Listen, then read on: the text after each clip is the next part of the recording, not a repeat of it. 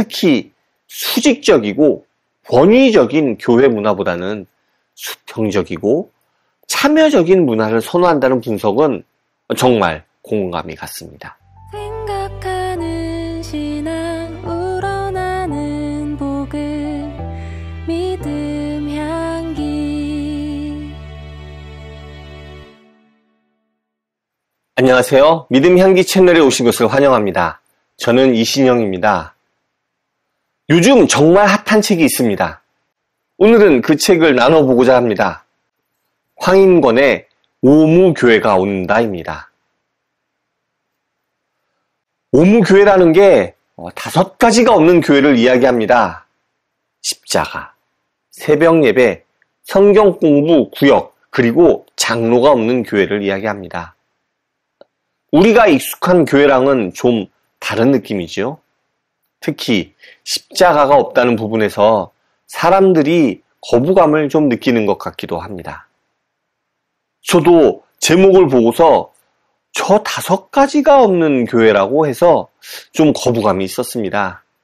그래서 이 책에 대해서 의견을 내고 싶은데 또 섣부르게 의견을 내기보다는 한번 읽어보고 이야기를 해야 할 것 같아서 읽어보았습니다.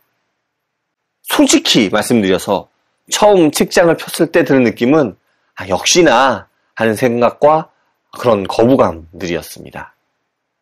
앞에 20페이지가 넘는 거의 30페이지에 육박하는 분량으로 추천사가 있더라고요. 이 추천사가 뭐랄까 어떻게든 그럴듯하게 포장해 보려고 하는 느낌이라고나 할까요? 저는 추천사를 마냥 싫어하지는 않습니다. 보통 다른 책들에 있는 정도의 그 정도 추천사는 크게 거부감이 없고 어떤 분들이 추천사를 써주셨나 살펴보는 그러한 재미도 있더라고요. 그런데 이 책은 그 추천사가 좀 과하다는 느낌이 들더라고요. 그래서 처음부터 약간은 좀 안경을 쓰고 읽기 시작했던 것 같습니다. 책의 내용은 아주 쉽게 술술 읽히더라고요. 그런데 그 내용이 별로 교회 이야기 같지 않았습니다. 그보다는 요즘 사회의 트렌드에 대한 분석으로 읽게 되더라고요. 교회 이야기가 전혀 안 나오는 건 아니지만 그 핵심은 교회보다 요즘 2030 세대, 그러니까 MZ세대가 좋아하는 트렌드를 여기저기 이런저런 사례들을 들어가며 분석하는 내용이었습니다. 그래서 사실 절반 정도 읽고 나서는 이 책 계속 읽을까 말까 고민도 했었습니다. 그런데 오늘 이렇게 소개한다는 것은 이 책을 다 읽었다는 이야기겠죠. 네, 맞습니다. 일단 잘 읽혔기 때문에 절반 정도 읽은 거 이왕이면 끝까지 읽어보자 라는 마음을 갖고 계속 읽어보았습니다. 그랬더니 뒷부분에는 점점 교회 이야기가 나오더라고요. 미국의 교회들도 소개하고 또 우리나라의 교회들도 소개합니다. 그래서 나름 마지막까지 흥미있게 읽었습니다. 일단 이 책 제목에서 이야기하는 오무교회, 그러니까 5가지가 없는 교회라는 것은 요즘 젊은 MZ세대들의 트렌드에 맞는 교회를 상징적으로 표현한 것입니다. 앞에서 이야기한 저 5가지가 없는 교회라는 건 약간의 어그로를 위한 이야기이기도 하다라고 저자도 이야기하더라고요. 그보다는 요즘 MZ세대들이 많이 간다는 핫플레이스들을 살펴보면서 그 특징들을 잘 뽑아서 교회에 어떻게 접목시킬 수 있을지 이야기합니다. 아니, 전통적인 교회를 완전히 새롭게 뒤집는 느낌의 리브랜딩이 필요하다는 느낌을 주죠. 이 책에서 저자는 MZ세대를 불러 모으는 팝업 스토어들의 특징, 청년이 러닝에 빠지는 이유, 빵집 성심당에 가려고 일부러 대전까지 방문하는 유행 등 다양한 현상을 분석해 다음 세대를 교회에 불러들일 방법을 고민합니다. 저자가 파악한 MZ세대의 특징은 정말 흥미롭더라고요. 이들을 모바일 네이티브이자 온 오프라인을 경계 없이 살아가는 세대, 그리고 관계보다 경험과 취향을 중시하는 세계로 정확히 진단합니다. 특히 인상 깊었던 부분은 MZ세대는 하나님을 떠난 것이 아니라 교회 방식을 떠났다는 분석이었습니다. 이 말이 정말 핵심을 찌르는 것 같습니다. 젊은이들이 신앙 자체를 버린 게 아니라 기존의 교회 시스템이나 문화가 자신들과 맞지 않아서 떠났다는 거죠. 책에서는 성수동의 팝업 스토어를 자주 언급하는데요. 성수동의 팝업 스토어, 감성 카페, 브랜드 리브랜딩, 이러한 사례들을 통해서 교회가 단순히 종교 활동을 위한 곳이 아니라 청년들의 라이프 스타일과 정체성을 반영하는 머물고 싶은 장소가 되어야 한다는 비전을 제시합니다. 이 부분에서 공간의 중요성에 대해 깊이 이야기합니다. MZ세대는 전통적인 교회 구조 안에서 정해진 역할을 따르기보다 자신의 감정과 선택, 가치관을 중심으로 공동체를 형성한다고 하는데, 이건 정말 기성세대와는 완전히 다른 접근 방식이죠. 그래서 오무교회에는 십자가로고, 새벽 예배, 성경 공부, 구역, 장로직분이 없고 대신 일상 속 예배가 활성화하고 소그룹 모임이 활발하며 대접받는 사람 대신 섬기는 사람이 모이는 교회를 뜻하는 새로운 교회 모델을 제시하고 있습니다. 물론 이런 변화가 모든 교회에서 받아들여질지는 의문입니다. 하지만 적어도 MZ세대가 왜 교회를 떠나고 있는지, 그들이 무엇을 원하는지에 대한 통찰은 분명히 있다고 생각합니다. 특히 수직적이고 권위적인 교회 문화보다는 수평적이고 참여적인 문화를 선호한다는 분석은 정말 공감이 갔습니다. 이 책을 읽으면 분명히 전통적인 교회의 모습에 대해 고민이 생길 것 같습니다.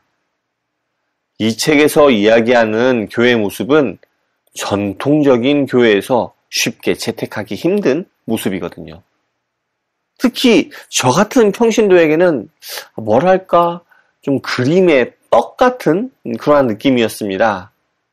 저 같은 평신도보다는 목회하시는 목사님들이 읽으면 좋을 것 같다는 생각이 들었습니다.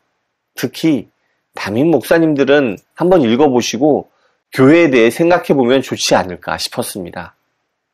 또 교회에서 아주 중심적으로 의사결정을 하시는 장로님들에게도 젊은 세대들을 위한 교회를 만들어가는 정책을 결정하는데 큰 도움이 될 거라고 생각합니다. 그리고 좀 아쉬운 점이 있었던 게 사람이 많이 모이는 것에 너무 초점이 맞춰져 있는 게 아닌가 싶었습니다. 마지막에 우리나라 교회를 소개할 때는 좀 그런 부분이 희석되었습니다. 아무래도 좀 작은 교회들이 많더라고요.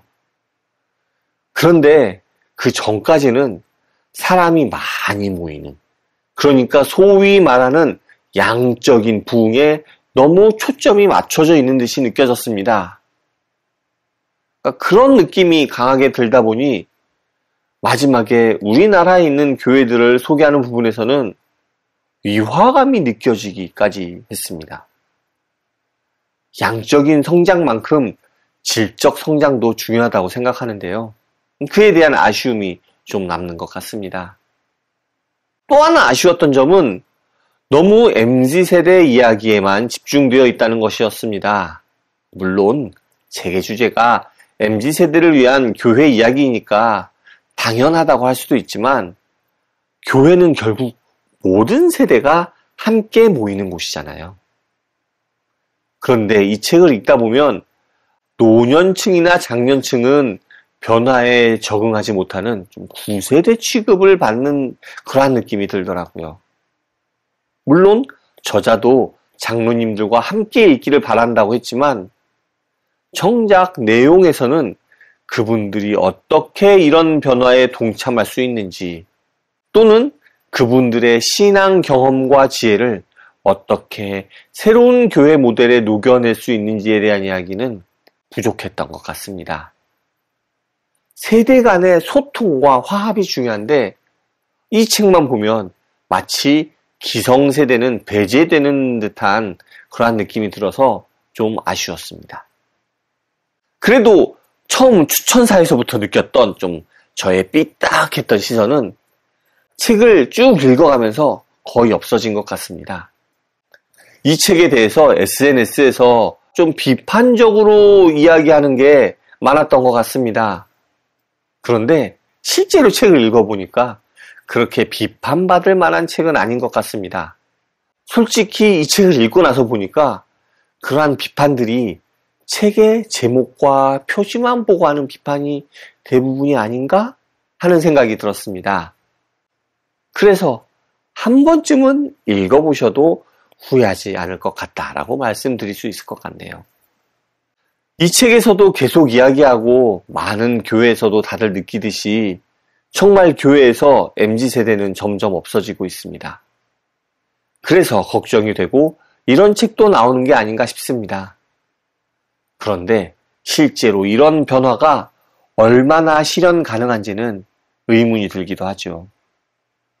기존 교회 구조와 문화를 완전히 바꾸는 것은 쉽지 않은 일이니까요. 하지만 이 책이 던지는 문제의식은 분명히 가치가 있다고 생각합니다. 교회가 시대의 변화에 둔감해서는 안 되겠다는 생각이 들었거든요.